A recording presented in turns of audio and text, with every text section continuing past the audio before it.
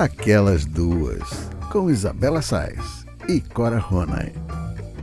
Alô, alô, queridos ouvintes, muito bom dia, boa tarde, boa noite, começando mais uma edição do Aquelas Duas Podcast, comigo, Isabela Sais, e com minha querida e amada amiga Cora Ronay. Corinha, bom dia, boa tarde, boa noite. Eu acabei de ler a sua coluna dessa semana, que sai nesta quinta-feira, no segundo caderno do Jornal Globo, e entre as muitas verdades que você disse, está a seguinte frase, abre aspas, o Brasil é vixe em cima de eita 24 horas por dia, finais de semana, inclusive, fecha aspas. Eu tenho que começar esse programa pedindo para você comentar essa frase que é sua, que eu acho que não tem como a gente não se identificar com ela. Diz aí.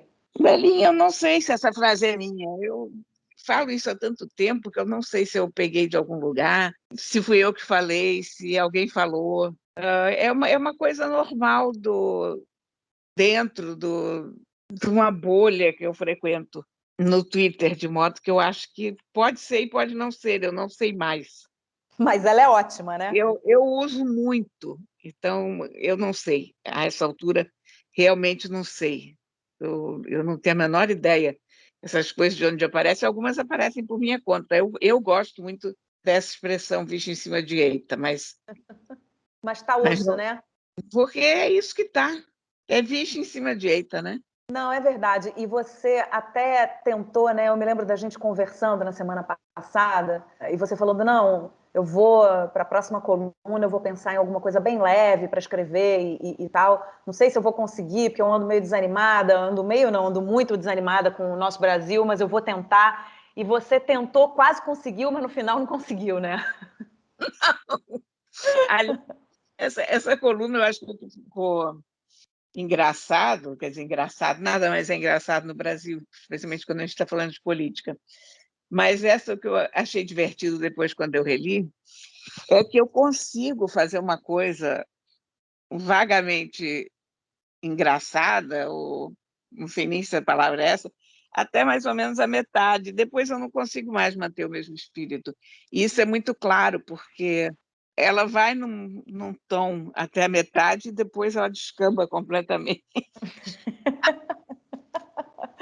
Pois é, bem que você tentou, mas não conseguiu. Mas a gente está tentando no Brasil e não está conseguindo, né, Cora? A verdade é que a gente tenta ser otimista, porque é aquilo que a gente sempre fala aqui no programa também, se a gente não for, fica difícil, né? A cabeça vai para o beleléu, fica difícil da gente seguir em frente. É, E essa coluna começou com o Twitter, um tweet do Tom Phillips, que é correspondente para a América Latina do The Guardian, né? Uhum. E ele lançou aquela mensagem desesperada na terça-feira, perguntando: Can someone, pelo amor de Deus, please tell me what on earth is going to happen in Brazil in the next 7 days? Quer dizer, ele queria uma coisa que ninguém sabe, no fundo, né? O que diabos vai acontecer no Brasil nos próximos 7 dias? É lógico que ele não está esperando um exercício de futurismo, né? O que ele quer é uma explicação lógica. O Brasil está tão desesperador que um sujeito com a experiência dele, que é correspondente internacional há 15 anos, que foi chefe de sucursal na China, que cobriu o terremoto no Haiti, que cobriu a eleição no México, manifestação em Hong Kong, esse cara já não está entendendo o que está acontecendo. Então, é claro que as respostas que ele recebeu foram todas à altura disso. O Cardoso, meu amigo, respondeu: não fazemos planos para o futuro. Não, é O verdade. Sam Pancher, que é ótimo, disse: conseguimos previsões de no máximo 7 minutos. Sorry. Excelentes as respostas. Aí um arroba que atende por Lê Salles disse: boa. Próximos 7 não sabemos, mas depois do dia 8 vai ter cada nota de repúdio que você nem imagina. Oh. As respostas estão ótimas, Corinha. Pois é, eu achei que ele tinha 300 respostas, mas tinha algumas muito engraçadas mesmo. E aí um com que eu me identifiquei muito, que é o Gustavo Pires, assim: ainda não entendi o que aconteceu nos últimos 7. Não me fale dos próximos, se eu nem entendi o que aconteceu nos últimos, né? É, E aí a gente cai nesse negócio, se vai ter golpe, não vai ter golpe. E esse tema do golpe está sendo o tema em qualquer conversa, né, que a gente tem. As pessoas perguntam o que você acha, vai ter golpe? Eu, eu não respondi ao Tom Phillips no Twitter, porque já era de madrugada quando eu vi isso, porque eu estava escrevendo coluna, porque também eu não tive nenhuma resposta engraçada e boa como essas pessoas deram. Então, eu fiquei na minha. Mas eu não acredito em golpe com data marcada, sabe? Eu acho que golpe precisa de um ambiente propício, que é uma coisa que o Bolsonaro definitivamente não tem. Quer dizer, ele tem uma horda de seguidores fanáticos, mas tirando esses seguidores, ninguém quer saber de golpe. Você vê que as instituições estão todas tentando pôr panos quentes e soltando notas e não sei mais o quê. Precisa, sobretudo, um elemento de surpresa. Eu até acho que se o Bolsonaro tivesse proposto um golpe para a semana seguinte, ele talvez tivesse conseguido pelo susto, mas com 15 dias de antecedência, o negócio acaba virando contra ele, né? Uhum. E outra, precisa de inteligência. E isso ele não tem.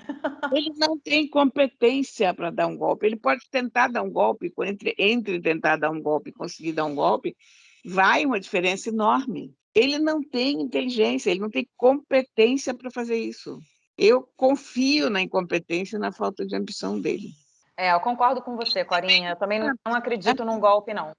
a ambição do Bolsonaro é tacanha, é mesquinha. É esse cara que, em 30 anos de vida pública, tudo que ele quer é conseguir cargos para os filhos e rachadinhas. Uma pessoa com essa mentalidade não consegue dar um golpe.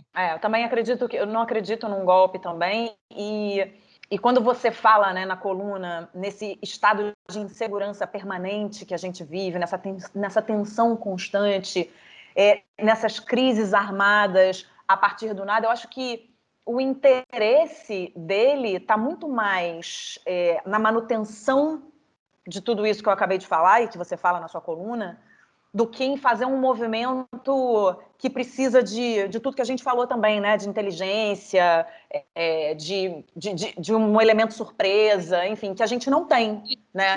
Então eu acho que talvez o interesse dele esteja mais nisso, você não acha, não? É na manutenção dessa insegurança constante, da gente não saber exatamente onde a gente está pisando. E é ali que ele consegue, sei lá, ele trafega bem, não sei.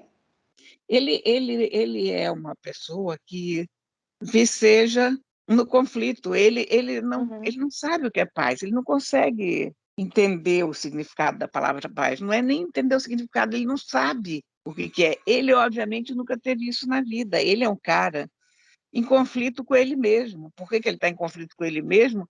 Eu não sei, mas é uma coisa muito freudiana. Você olha para esse cara e você ouve ele e você vê que esse cara não está bem com ele mesmo. Não, ele precisa, você falou em Freud, ele precisa muito, toda vez que eu vejo o Bolsonaro falar, eu falo, gente, esse cara precisa de terapia, e com certeza ele não faz, né? Eu não tenho como dizer 100%, eu não sei, ninguém me disse, eu não tenho informantes, mas a gente olha para ele e uma pessoa que faz terapia há um certo tempo tá um pouco melhor do que ele tá, né? Pelo menos um pouco. Ele totalmente não está resolvido. Quer dizer, ele é um homem de 60 e tantos anos em plena fase anal. Como é que pode isso? É verdade. Então o problema é que ele é emocionalmente desestruturado. Ele não tem preparo nem intelectual nem emocional para comandar um país. E o problema é esse. Não é nem se tem golpe, não tem golpe. Não, é que esse cara não tem a menor estrutura para ficar à frente do país. E aí, eu acho que todas as instituições que não fazem alguma coisa, as pessoas que poderiam fazer alguma coisa, as instituições que poderiam fazer alguma coisa para tirar esse homem perigosíssimo do lugar e não fazem, são cúmplices dele. Uhum. É impossível um país prosperar ou sequer viver nesse clima de guerra que ele cria, nesse clima permanente de contestação, sabe, de corda estendida, de insegurança mesmo, né? De grosseria. Não dá, ninguém aguenta isso. Realmente estamos em maus lençóis, Corinha. E aí você finaliza também a sua coluna falando que o que mais te preocupa, na verdade, são os próximos 484 dias, né? Que é exatamente o tempo que falta para o fim do mandato. O que esperar, Corinha? Ou não dá para saber? Não dá para saber, quer dizer, o que eu acho é que alguém tinha que tomar uma providência, Tipo quem? porque não, tipo o Arthur Lira que está sentado em não sei quantos pedidos de impeachment, como o Rodrigo Maia antes dele, Uhum. como todos os juízes que poderiam, a essa altura, fazer alguma coisa, como as Forças Armadas que poderiam dizer que esse cara não. Enfim, eu nem sei se as Forças Armadas poderiam fazer isso, mas alguém, algum adulto na sala, deveria tentar empichar esse homem, porque desse jeito não vai, desse jeito o Brasil vai ficar remando para trás e nós vamos ver o desmonte muito rápido do nosso país. Nós não vamos chegar a ser uma Venezuela, porque nós somos um país muito mais rico e nós temos instituições mais fortes, enfim. Mas o que nós estamos perdendo dia a dia com a gestão Bolsonaro é assustador em vidas humanas na pandemia, em trabalho, em civilização, acerto. Cultura, né? Exatamente, exatamente. É em todas as áreas, né, Corinha? Você está falando trabalho, educação, saúde, enfim, se a gente for enumerar aqui, né, cultura, como eu falei, a gente está perdendo muito em todas as áreas. É desesperador. Ai, é desesperador. Agora, Corinha, vamos deixar esse programa mais leve, vamos falar de coisa boa? Vamos. Olha, esses dias eu estava dando uma lida na Veja São Paulo, eu tenho lido muito, né, a Veja São Paulo, agora que eu estou morando aqui. E aí eu me deparei com uma matéria super interessante sobre os perfumistas brasileiros, que são raridade no país, né? A gente não encontra em cada esquina um perfumista, é uma profissão da qual a gente não ouve falar com frequência, né? E de repente eu me deparei com essa matéria. O fato é que essa é uma carreira para poucos. Não há curso de graduação no Brasil e a gente encontra pouquíssimas escolas especializadas no mundo. Normalmente são as próprias empresas que treinam os seus funcionários. E o trabalho de um perfumista se dá sempre em dupla. Eu não sei se você sabia disso. Um cria e o outro manipula as fragrâncias. É sempre assim: tem o criador e tem um assistente que manipula essas fragrâncias. Esse trabalho se dá em dupla. A marca de cosméticos diz o que quer alcançar, né? Eles fazem aquelas reuniões que não acabam nunca, das marcas dizendo o que eles querem alcançar, qual é o objetivo e tal, com aquele cheiro. E os perfumistas botam a imaginação para trabalhar. Com a pandemia, o brasileiro passou a consumir mais perfume, que tem muito a ver com autocuidado. A gente passou a cuidar mais da gente, né? E É a as mesma coisa fragrâncias. da casa também, né? O A quê? gente, a gente começou a cuidar mais da casa e a cuidar mais da gente, né? Exatamente. E aí as fragrâncias favoritas têm sido também as mais naturais. As pessoas passaram a se perfumar em casa e perceberam que isso provoca emoções positivas e provoca de verdade. A gente sentiu isso na pele. Quem se perfumou em casa, eu sempre me perfumei em casa, mas eu me perfumei mais na pandemia e a gente percebe que provoca mesmo, né? Dá um up assim. E aí antes o conceito era se perfumar para impressionar. Agora é se perfumar para agradar a si mesmo. E essa coisa de perfume masculino e feminino, que eu também não sabia, está começando a virar cringe. Porque os profissionais da área estão insistindo cada vez mais na ideia de que pele não tem gênero. E eu estou achando isso ótimo.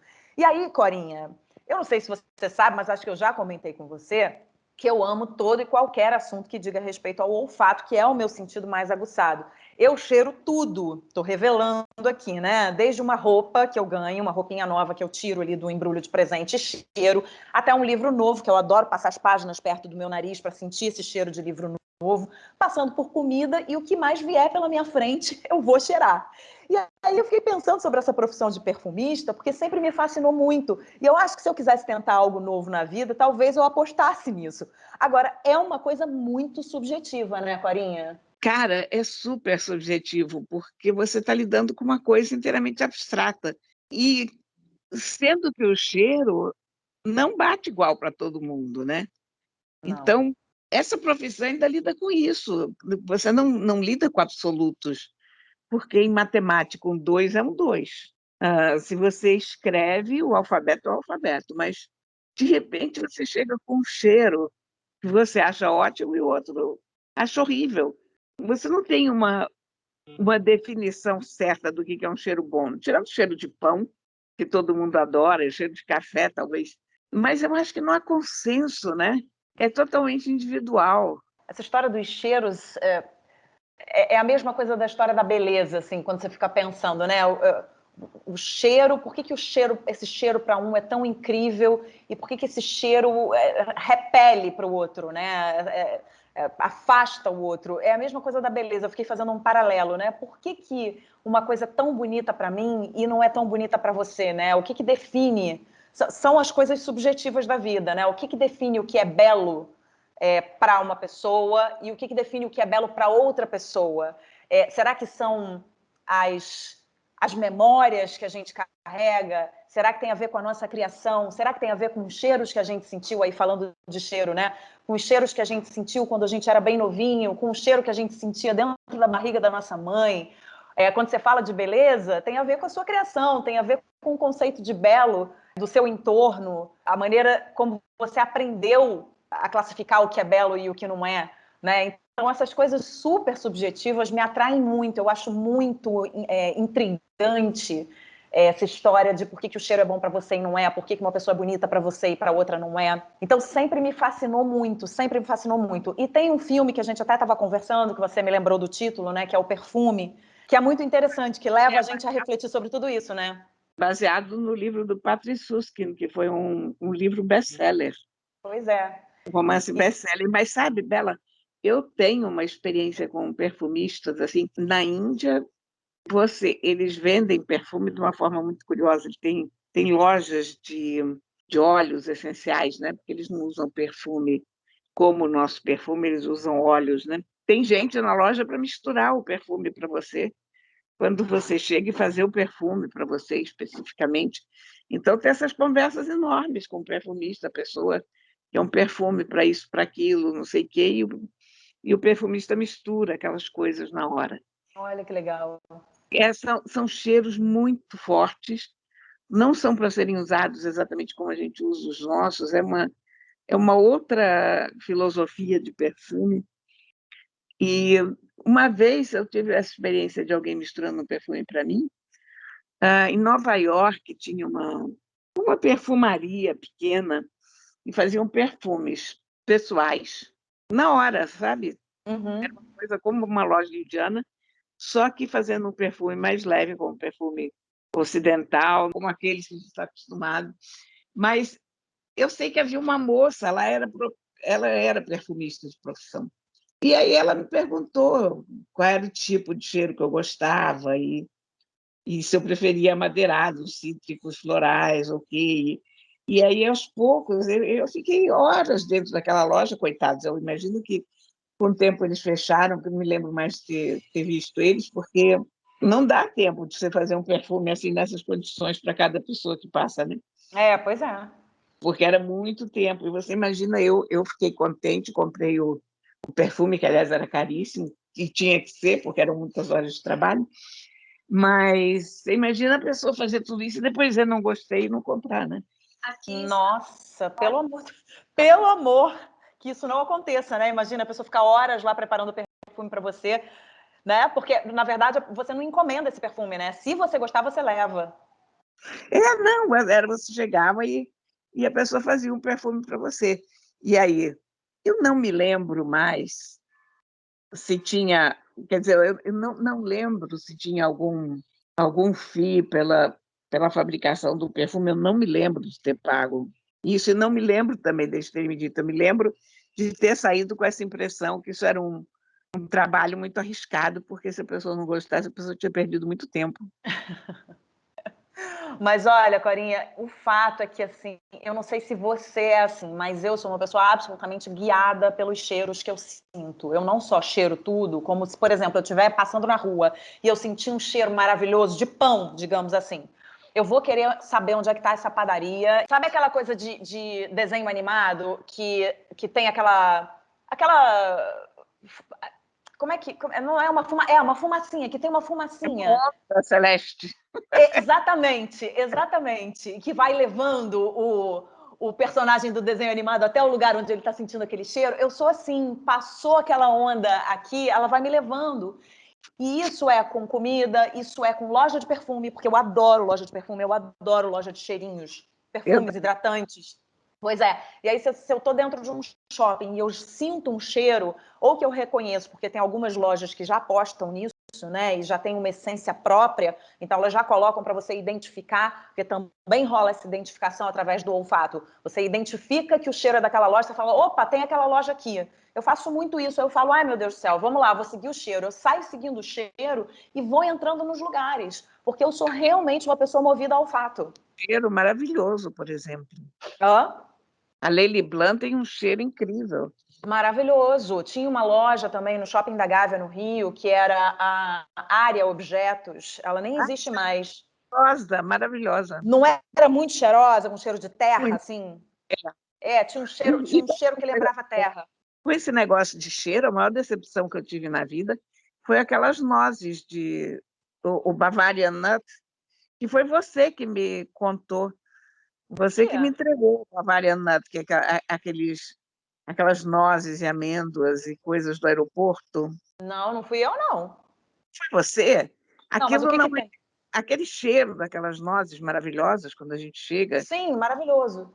que é como se alguém estivesse fazendo aquele amendoinzinho no caramelo, sei lá o quê, Hum? na hora. Não, aquilo não é verdade, aquilo é uma fragrância. Eu não sabia, jura? É você que me disse. Assim, Não contei, eu não sabia disso, Corinha, não fui eu. pois você imagine que aquilo ali é uma fragrância. Gente, que sensacional, eu não sabia. Olha só, olha que É, incrível, né? então, assim que o voo chega, o camarada que está vendendo aquele negócio dá um spray com a fragrância e a gente fica lá, os idiotas, achando que alguém está E compra vários, né? tá fazendo nozezinhas ali pra gente. Mas olha, é o marketing olfativo. Olha, é marketing olfativo, é isso mesmo. Agora, você sabe que uma vez, as pessoas, quando eu conto essa história, as pessoas falam assim, ah, não é possível que você falou isso. Porque os cheiros também, eles remetem a lugares, né? Eles remetem a experiências que a gente viveu. E aí teve uma vez que uma amiga minha me deu uma bala, e eu botei essa bala na boca, não me lembro exatamente do que era essa bala. Antes de botar a bala na boca, eu cheirei, claro. E quando eu cheirei a bala, eu falei, nossa, que cheiro de Friburgo. Aí ela já olhou para minha cara do tipo, cheiro de Friburgo. E aí eu botei na boca e falei, nossa, que gosto de Teresópolis.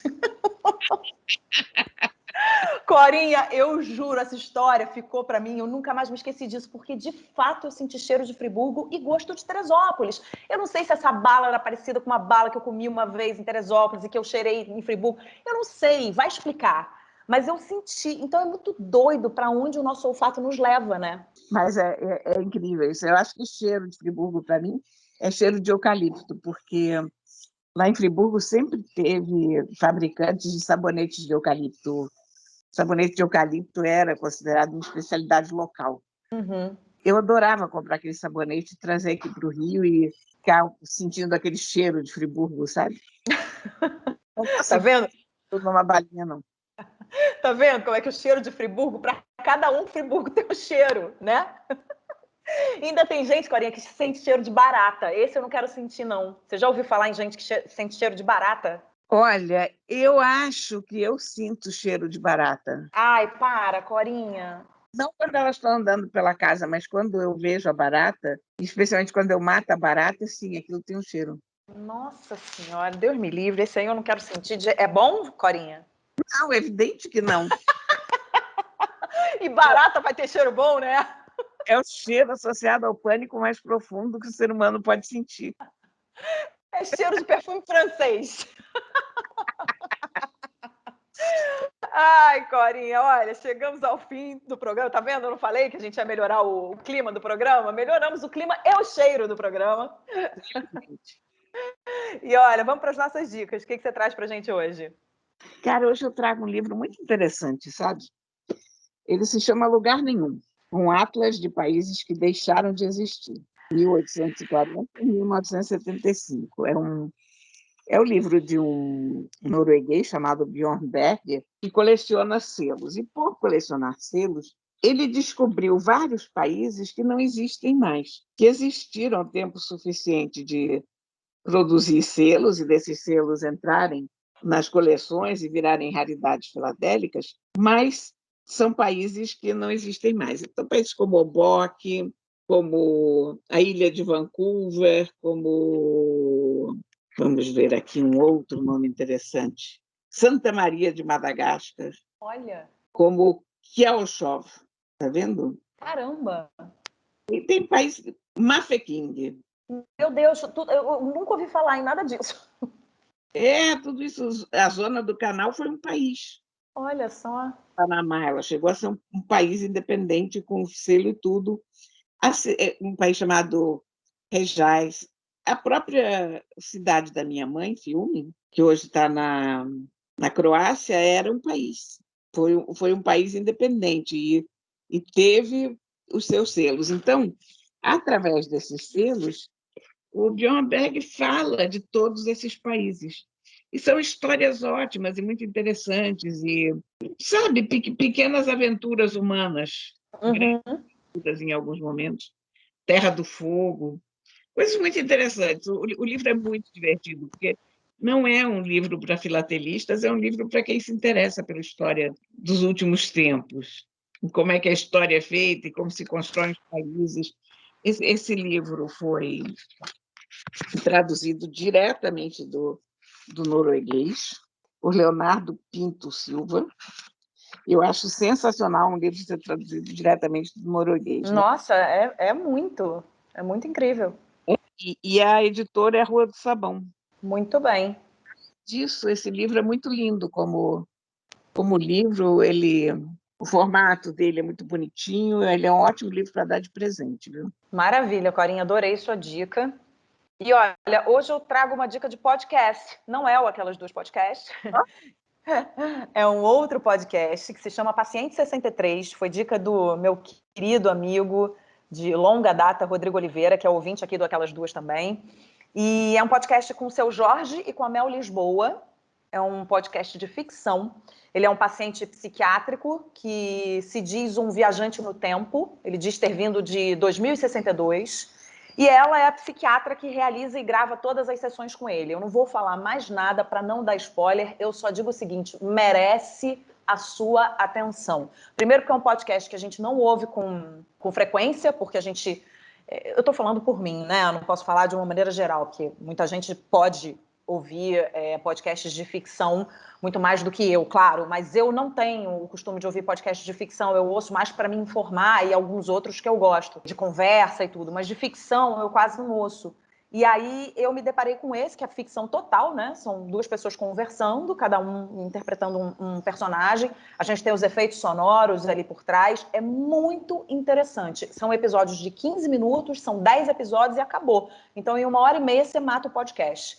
Vale a pena, vale a sua atenção. Bom, e essa série, ela não é uma série original brasileira, ela é uma série chilena, e aí ela foi feita aqui no Brasil com atores brasileiros, como eu estou falando. É como Sessão de Terapia, né, Corinha? Que é israelense, se não me engano, né? Sessão de Terapia? Israelense, Celton Mello trouxe para cá, né?